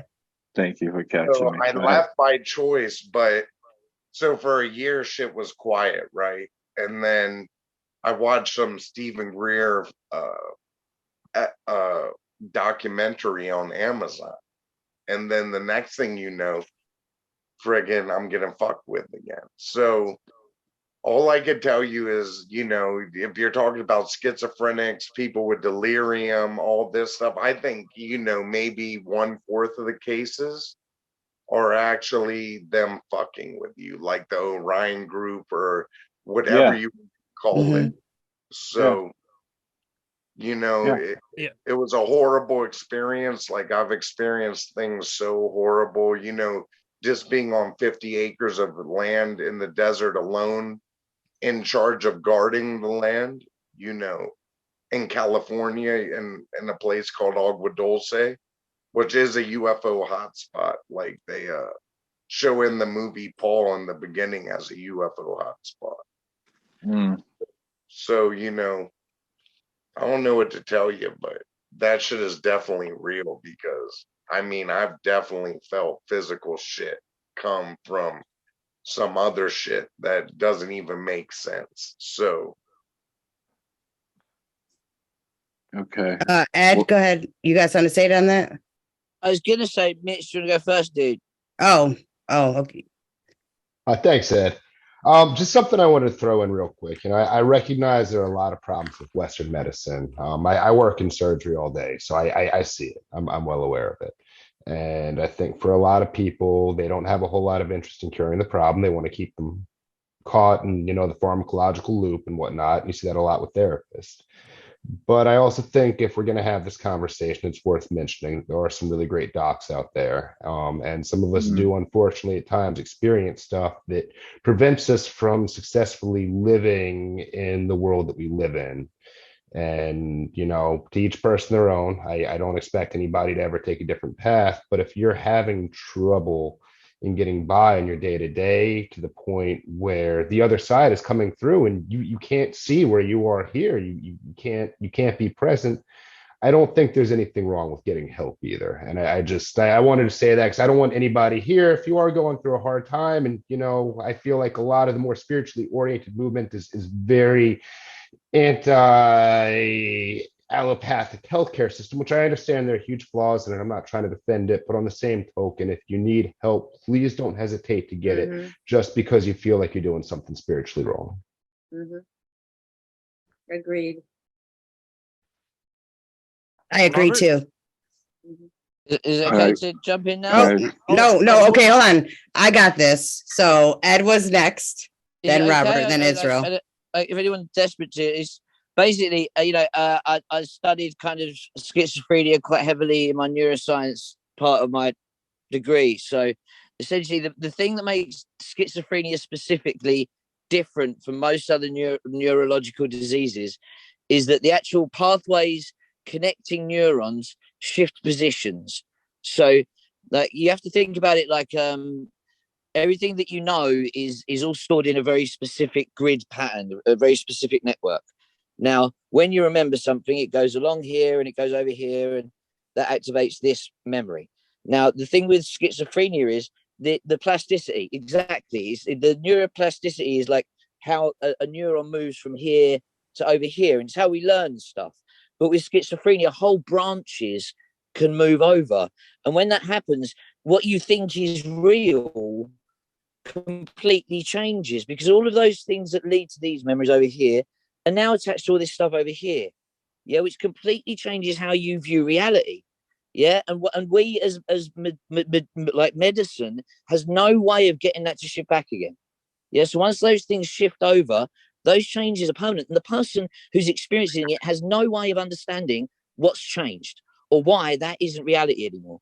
Now, tying that back to kind of what we were talking about, one with the shamanism thing, who's to say that when these neurons shift to a different pattern, that isn't you actually experiencing a different dimensional reality? Like when you look at astral projection and stuff, a lot of the stuff that they talk about when the astral body comes back, it puts an imprint into your neurons that so that you can remember the astral travel and things, right? Who's to say that schizophrenia and that shamanism link, and like I said, ancient Tibet using them as seers, isn't because of the fact that your brain shifts when those neurons shift to you? It's like all the realities. Everyone thinks you're crazy because reality's changed, but you've just had an imprint from a different dimensional perspective. Yeah, and then when we were also talking about the vibrations down neurons creating changing the genetics and changing it in you know in physiology and whatever else, so how thought can actually control the body, you know, if you've got these huge changes of huge branches of neurons that have just shifted positions, what does that do as an energy for the person? So what I'm saying is that schizophrenia as a disease isn't very well treated because there's not really a lot we can do, but it has been linked for a very long time to spiritual understanding that normal people don't have. And if that's because these branches shift to different positions that might, give us access to other things, then all of this it does kind of fit into the whole kind of how that the vibration is what creates the mental body. And anyway, sorry, I'm going on. The only other thing I was going to say was about the San Andreas fault, yeah, and the alien activity that is it Bene, yeah, what he was talking about, in the inner Earth, man. You're right on the fault line. There's probably like a direct path straight down into the inner Earth area where, like, the alien spaceships docked from the North Pole space station and stuff. Mhm. Not heard of that, guys? What? No. Well, that's interesting about the schizophrenia and how he explained it. I mean, that's really interesting. I About the think it's neurons and Robert everything. next. Oh, Well, okay. well, thank you. Yeah. Ed, that was really fascinating. The fluidity of the neural pathways. And what I was seeing when you were saying that is the individuals that are experiencing that fluidity, we're on this little rock flying through physical space-time at 600 kilometers per second. And there's all sorts of lines of energy that are everywhere. And they're passing through these different fields of influence. And maybe they're hypersensitive to such things. So it's causing these wave shifting, phasing in and out that we normals, hate using that term, but we're not having that to that great degree. But my original reason I had my hand up too was I just wanted to make sure that we understood, I felt the need to say this, that psychiatrists are the medical professionals who are able to prescribe drugs. A psychologist is somebody who's not able to prescribe drugs. And I had a personal friend like 30 years ago who was a professional psychologist, and he was an awesome individual. And they are very good, qualified for any kind of therapy if you ever felt like you needed to talk to somebody of that level. And psychologist kind of translates more into studier of the soul. Hey, I go to therapy all the time, guys. Therapy. There's nothing wrong with it. Right. And that's without any diagnosis. So I'm a normal person, and I think it's just fine and perfect. I think everybody's normal, but I'm saying I think it's great to go and talk to someone. If you need someone to talk to, there's nothing wrong with that. Exactly. Everyone That's should kind of do why I the was saying. shadow work. Shadow work, yes. Desiree, you're not normal. It's real. Who wants to be normal anyways, damn it? Exactly. Don't do that. No, yeah, the only thing I wanted to add to that conversation about like schizophrenia is that, and shamanism is, I think one of the things that needs to be taken into consideration is the fact that when an individual's going through that, it's the understanding that they get around it, but it's also about their perceptions too, and their ability to either cope with their sense or form of reality and to say, this is just what I'm going through, versus I'm told I'm crazy, therefore I am crazy, right? Because since our brains also work in this quantum realm, right? So if you start talking to yourself a specific way negatively, let's say, then you definitely are going to take on those personas a lot more negatively than if you were found by the right person, told that you're going to go study shamanism and you're okay, you're normal, we're just going to adjust some things, would be a better way for us to handle that. But it really comes down to that point where an entity or a being as they're going through that and perceiving their perspective, right, on whatever it is that they're seeing or feeling or rationalizing, I wherever they're think that at that that time comes frame in exactly time. down to what Mitch said in the Yeah, in his when he said about how like shaman is somebody who can adjust to that, yeah, or a schizophrenic is somebody that drowns in the chaos of not being able to adjust to the shifts. right. That's what made me think of it. Mike, what is that noise? Okay, I guess I'm not hearing nothing. Mike? I heard something, but I don't know. So I want to go back to sorry, it was a couple you were talking about. Sorry, I should have took notes. Do you want a minute to remember? And Yeah, you could go just ahead. You go ahead. Give me a minute. Go ahead. go ahead, Ed. If no one has anything else to say, just to jump back to this session, yeah. The bit at the end, yeah, where he's talking about how when remember what I was saying about the kind of the like going through the violet ray to whatever else, yeah. One bit that I thought that was really really interesting, he said that the creator moves up through your body. So you know, like the idea that you channel prana in through the root chakra, you know, to charge up the chakras and release kundalini and get your aura flowing in a nice little rhythmical pattern, you know. And he says that that's the kind of way that we should all kind of just like breathe energy. But then he says that the adepts brings the light down as well.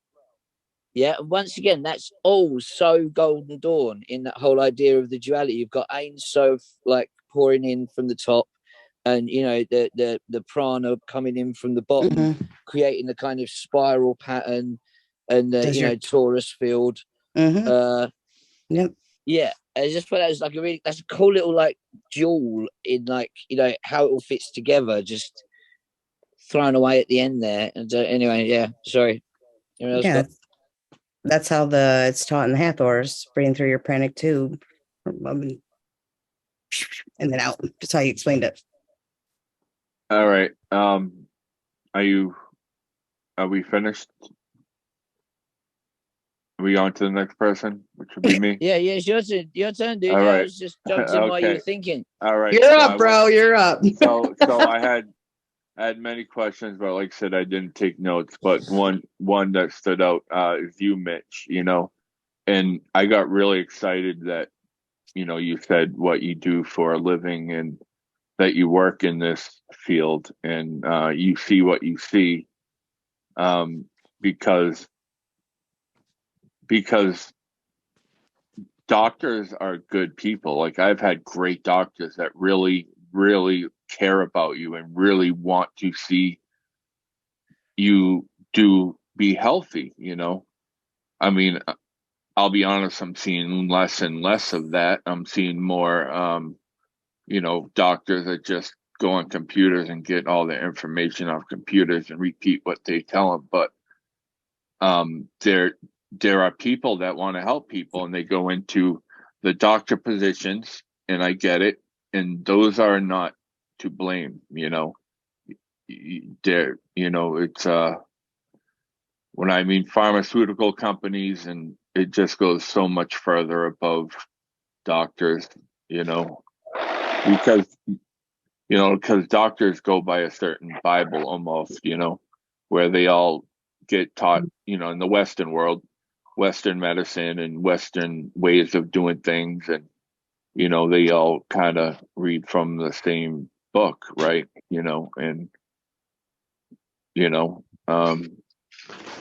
can't expect everyone to have the knowledge that, or at least think the knowledge that it's not a healthy thing for humanity. Anyway, can I just jump in on the side of neuropharmacology?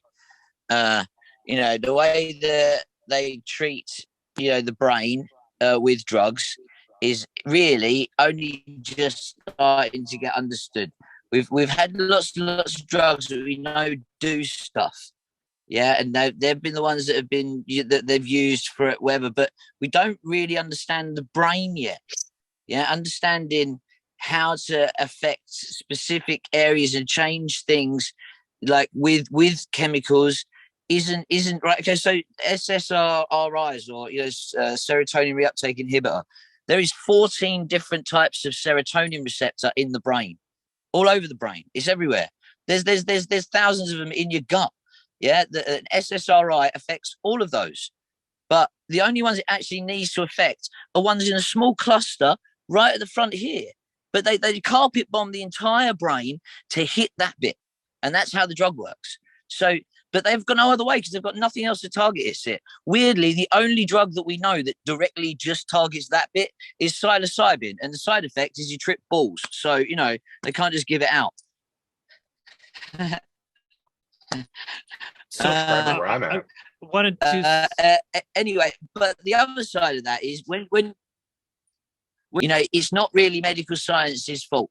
There isn't really any proper drugs that we've got that can correct those changes once they've happened. All they can ever do is give you things to try to stop the changes further. So yeah, it's a difficult one to treat. Anyway, sorry, Go ahead, just Andrew. jump in there. Do apologize. It's fine. Stop apologizing. I'm going to take I'm away your English, I can't help it. apologizing card and burn it. You're not a Canadian like me. Uh-huh. Yeah. So yeah, I actually majored in cognitive science, so I did a lot of research on brain pharmacology or whatever. And so there's four main classes. There's stimulants and tranquilizers, and there's hallucinogens and antipsychotics. Mm-hmm. So in terms of stimulants, the main one we use is like caffeine. And then tranquilizers, the safest one I know about is poppy seeds. It's a painkiller, basically. And then there's for hallucinogens, well, the most common safe one is THC, but yeah, psilocybin works too. That's for more creative thinking, I guess. But if someone is having too many thoughts, then they can go for an antipsychotic. And the safest one I know is CBD, which again comes from the cannabis plant. And I don't know what you were saying was difficult to treat. I know for depression, the safest antidepressant as good or better than anything on the market is EPA. And that is basically an essential fatty acid for your brain, and is good for your eyes. And it's actually been clinically proven to be as effective as SSRIs, but it doesn't give you all of those unwelcome changes like increasing suicidal behavior or whatever. Okay, thanks. That's what I would say. That's good. I like it. So when you're talking about like when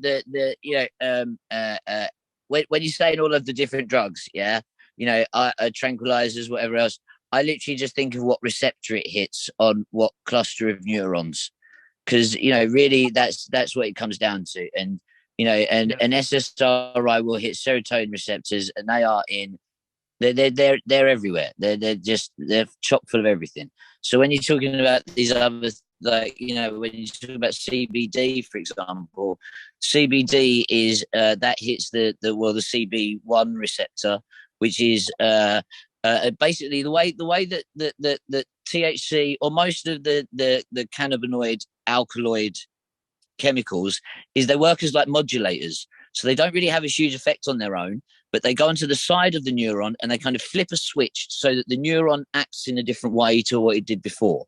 So CBD does that mostly to inflammatory tissue, which, in the blood supply is, what white blood cells, but that's actually a huge chunk of your brain as well with glial tissue. So it's how the blood supply gets in and out of the brain. Then with THC, that affects the CB2 receptor, which is basically on most of the neurons in your brain. And it's like it flips the mode from, it's something to do with fat metabolisms. Endocannabinoids are released when you eat lots of fats, and then you hijack that system, which gives you a sense of relaxation and relief. Anyway, I could go on about the pharmacology of drugs for ages, but there's literally every single drug has a very, very specific target that it works on. And the problem is with treating neuropharmacology is we don't understand the brain enough to know what to target these things with. And when you talk about depression, the best cure across the board, doesn't matter what anybody said, is therapy. No drugs can help you anywhere near as much as a good psychotherapist that will get you to the root of your issues and get you love. to move past them. Lots of love. Love, totally, across the board. Love, that's the way. I know, like, I had personal experience with where I was giving my wife 24/7 support, but it wasn't enough. But once I got her EPA, which is just an essential fatty acid, it's not really a drug in the traditional sense. Like, it doesn't affect your neural pathways. It just allows your brain to be more healthy. And they just found clinical trials that this also helps just as well as SSRIs against depression. And the reason that they use SSRIs and all of these other complicated drugs is because because they're patented, and CBD or EPA and all those other things, they're not patented, and so they can't make any money on them, and so they would never prescribe something where they're not getting kickbacks. Right. There's just no benefit. What does EPA stand for? Because I have no idea. I'm not over here. I'm not as smart as you guys in all these senses you're talking about right now. It's an omega-3 fatty acid. So like DHA is 40% of the dry weight of your brain. That's a different kind. So EPA stands for eicosapenta. Okay, never mind. I know why it's EPA. Got it. Yeah. Okay. Got it. Yeah. That's why it's makes sense. EPA. Yeah. A weird little fact on why those things work, just in case anybody's interested. But this reliance on fish oils that we don't get enough into our brain anymore, which is one of the reasons why that would work so efficiently. I think it's got to come down to some kind of precursor for serotonin. Like, there's loads and loads of things like that get broken down in the body and just flood your brain with what you need. But weirdly, the fish oils thing is because it's the same reason we don't have fur all over our bodies, and one of the reasons why our brain developed the way that it is, and one of the reasons we can dive really deep in the sea, because we went through like thousands of years where essentially we swam and we lived in the ocean, and we were this close to being dolphins, and we lost all of our fur and our brains developed, and we actually have some kind of reliance on fish oils, which is we don't eat enough of. So hence why eating that stuff probably good for your brain. Well, we got like 10 minutes left. So if you got any last comments, put your hands up and let Mike finish his or say his last thought, and then let Robert close us out. No, I'm next time I'm gonna come more prepared and have some notes. So awesome. All right, cool. Thanks for joining, though. It's not we haven't seen you in a while. No, yeah, it's good, But can I be honest about something? No. With the Nope. I said no. Nope. No. Okay, go ahead. Stop it. The hand thing. Okay, so this is new to me. I haven't been here in a few weeks, and I understand there's more people, and I understand the hand thing because it's just it might be getting too much with too many people. But I feel like it's kind of disrupting the flow a little bit because someone's talking about one thing, but someone with a hand up is going to change the whole subject, and it's that back and forth thing isn't happening, because I get what you're saying, but I also know when you have 15 people all talking at once, nothing's going to be said or heard. So I'd rather it be where, okay, this person has something to say about what you said here, but there's two people in front of them and they just go back to that. That's fine. I'd rather that than everybody talking at once and then nothing gets out and then no thoughts, no processes are happening, nothing. Yes, which is why I need to just have notes, you know what I mean? So that I can go back and, because 3 people will pass and I'll forget what I wanted to say. But if I'm prepared with notes, I can do it. Can I make hold on, I'm Mitch. Oh, go Mitch and then Amanda. Mitch, you're muted. We couldn't see your face, but I'm like, yeah, he's definitely trying to. Sorry, I keep doing that. Two really quick things. One's a little bit meta, but I've noticed when we're going through and actually doing the reading, I'm having a hard time really paying attention to what's going on because we have the actual reading from Ra and Donna, the original reading, and then we have the one right next to it where it's kind of a simpler version to read, and it shifts back and forth. So I don't know, would anybody else be interested in maybe just having the original, words there so that we can just kind of see it as written, or am I the only one on that? The reason why I put that there is because some people are, and I don't want this to come out wrong at all. And I'm not talking about anybody in here in particular, but a lot of people don't understand a lot of words that other people can understand. Okay. So the blue is more to simplify it for them. Okay. It does have the regular. That's the only reason why I put that on there because Okay. it's that's it. Yeah, I mean, makes- if you makes a guys ton of don't sense. I want get it, yeah. If you Also, you can have it on the side. You can have the original text on the side and follow the original text while it's going on in the Solid video. point. Absolutely. I mean, it does have the original in there too, but I sometimes I do get that I have to go because it goes so quickly. I have to kind of like go above it. Right. But I just do that for some people. I Yeah, mean, I I don't use that. have to do that. I just figured it's easier for some that don't, because I know when I first read the damn thing, and I still sometimes I'm like, what? What are you even trying to say? Oh, And yeah. I'm far Listen. from dumb, but Google dictionary on hand all the time, yeah. So that's the only reason why I put that on there. And When I the- started reading it, I had to look up a bunch of words. I knew what they were, but they used them in different contexts and stuff. So I actually had to look it up and go, okay, that's what they want to say.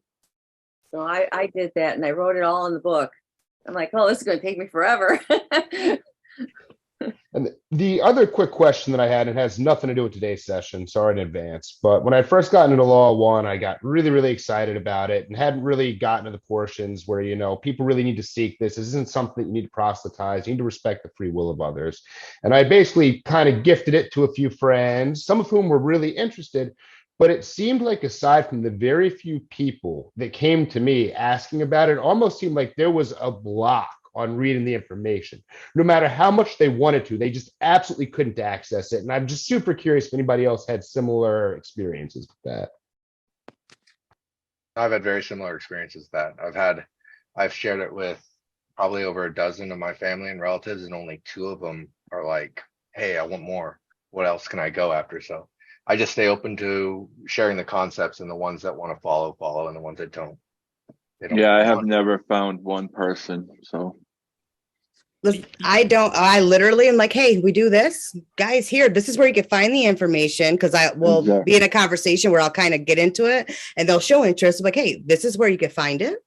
This is what I do. If you guys ever want to join, other than that, I don't even, because absolutely, like, I'll have people that hit me up 100 times. Oh, well, what was that reading? You were supposed to, no, I'm not supposed to sit here and do it for you. I gave you everything that you needed to do it. You have to do it. I literally just had a talk with my brother and his girlfriend about this. I can't do it. It's not my job to. If you really want to learn and do and whatever, you'll go forward and do it. And I think I think a lot of people are just not, they want to, but they don't.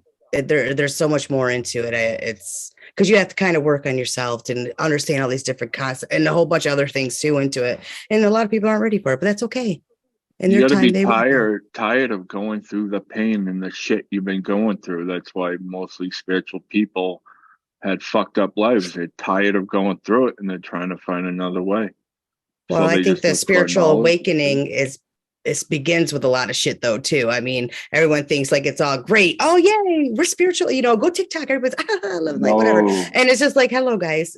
Anybody that's really going through that, no one's going to sit there and be able to tell me that in the beginning or even still. I mean, I have sometimes it's like this. Yeah. It's not a like wonderful, let's skip in the fucking meadows holding hands and where it's perfect like that. It's No. a definite. You lose a lot of friends, you lose family, you lose You're not people losing. You're not losing. So You're right in that way. Yeah, you're right. what I do is I walk around in these green robes, and that people ask me like questions, or you know, and then they just like meditate, and I just radiate love. And sometimes people come up to me and ask me, and then you know I tell them about love and forgiveness and kindness. And you know, if they're really interested, then I give them my flyer. Like I made an Age of Peace flyer, and it's basically like it starts with some Christian stuff, just because like I live in a really Christian area. And then so it's got those, like just the first paragraph or two, and then it goes into Law of One quotes, and LL research quotes that basically explain the philosophy. And then I also have one on like food forest communities. I put the links in the chat, and they're printable, so you can if you wanted to, you can just like printed them out. It's like a thing, double-sided. And it works quite well. Another thing I do is I sell tree seedlings, and then whenever I sell a tree seedling, or if someone wants information, I give them one of my tree seedlings flyers, and I also give them an Age of Peace flyer, which has the Law of One info. And often they're very, very grateful. And many times, like I show them my flyer, and then they're like, "Can I keep this?" Yes, yeah, you could keep it. So very I happy run with it. around sprinkling the word fuck and cussing, and you know, they just come to me. So you got the green robes, I got the personality and the you know what? fuckery, but There's I have a strategy for that. When I love mine. My strategy whenever works. I know, whenever I hear anyone cussing out loud, I use that as an excuse to yell love, forgiveness, compassion. You know? Yeah, but my usage of cussing is not in a negative aspect. It is just, it furthers my expression of my emotion and excitement of whatever it is. Because when I'm cussing, you guys think I'm raging over here, but I fucking love every one of you. So yeah, your energy comes through with the word. You could say "fuck Absolutely. you." And you could say "you fucking rock." Those are two different energies. Yeah. But so it's when I hear those negative energies that I would yell love express too. forgiveness and love to the fucking world. love. But what I was Let's all gonna be say kind to is each other. take Law of One, like little, you know, paragraphs or little quotes, and just leave them on benches here and there. You know, quotes that just hit you. You know, no matter who you are, they don't need to know they're channeled or nothing. You know, that might. spark an interest. With that, let's go ahead and close this out. It's 10 p.m. Robert, if you would, please. And thank you everyone for being here. Love light, love you. Love y'all. Thank you, Ed, for making the effort to stay up so late with us also. We appreciate you very much. I am That's seriously tired. I know, Go I to- can tell. You're wavy over there. But thank you everyone for making the effort to be here. Creator, you're expressing yourself through all of these wonderful beings is amazing. We all are learning to love each other in all of our seemingly different ways, and yet we're all very much alike. Thank you for being with us. May we all, when we exit from this session, may our group self remain intact so that we can progress further into the future in an ever increasing radiance of love and light. Thank you, and peace be upon you. Yes, thank you. Good night. Have a great night, guys. Love you guys. Yeah, right there to you too, Benny. Oh. Look at it, Benny's cut. Bye, guys. Bye.